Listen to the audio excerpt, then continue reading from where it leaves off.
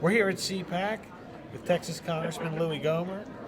Wanted to start by asking you about the debate. Mm-hmm. What did you think about the presidential debate last night? Who was the winner?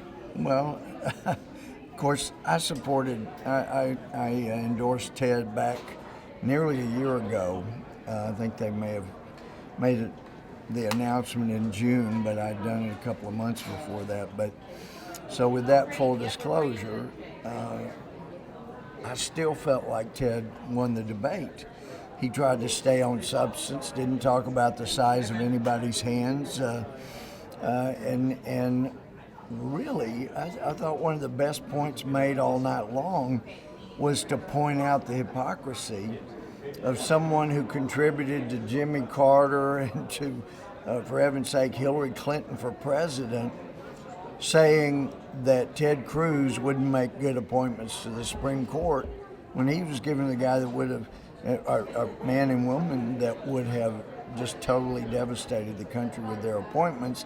Also, knowing Ted, because he and I have talked about it, he worked for a justice on the Court of Appeals named Michael Louie. And as Ted has said publicly, had he been president instead of George W. Bush, he would have appointed Michael Louie to the Supreme Court.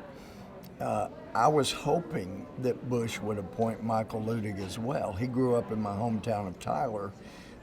His parents lived 2 streets over. Their house was where my house was, 2 streets over. And Michael would have been an awesome Chief Justice. I was so hoping he would appoint him. And then when Bush appointed John Roberts, I was really hoping, okay, if there's another opening, put Michael in there. And there was another opening, and he put Alito in there. And Alito's been a better justice, more consistent than Roberts, but Louie would have been better than both of them. So, yeah, it's kind of tough to hear somebody coming after Ted when Ted would have ensured we have a Supreme Court that has American founders' values. So you don't think Trump's argument about Cruz supporting Roberts is a strong one?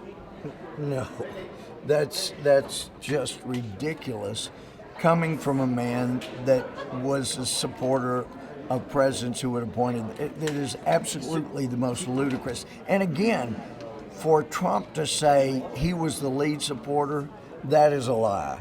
For him to say, he said before, you put him up there, he was your guy, that was never true. That is a lie.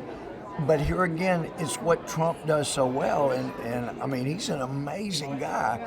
How you could take the strength of Ted Cruz, being his intellect, but especially his integrity, and start saying liar, liar, liar so often and so loud that you have actually attacked a man's strong suit, his integrity.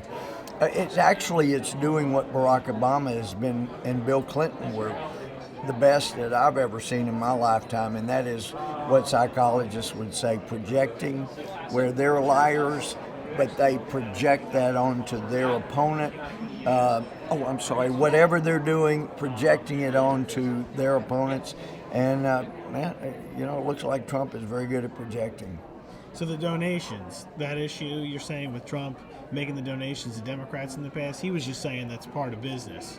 That's part of his job at the time. And boy, that is really a great point, because to Trump, the fact that, that's just part of doing business, while some of us are pouring our lives. I mean, part of my business would have been never running for judge, but I gave up more income to become a judge because we needed a new one and needed someone that knew the law and would be a good judge. So I sacrificed income. This guy said, hey, it's a part of doing business. If I was going to stay in business and become mega rich, sure, I had to help liberals like that, even though they were destroying the country. Excuse me, you don't have to help liberals destroy the country as part of your business. You can make your business helping the country be stronger instead of making more money by helping people that are destroying it. I mean, the fact that he said that it was part of doing business is actually as much a condemnation as I can imagine.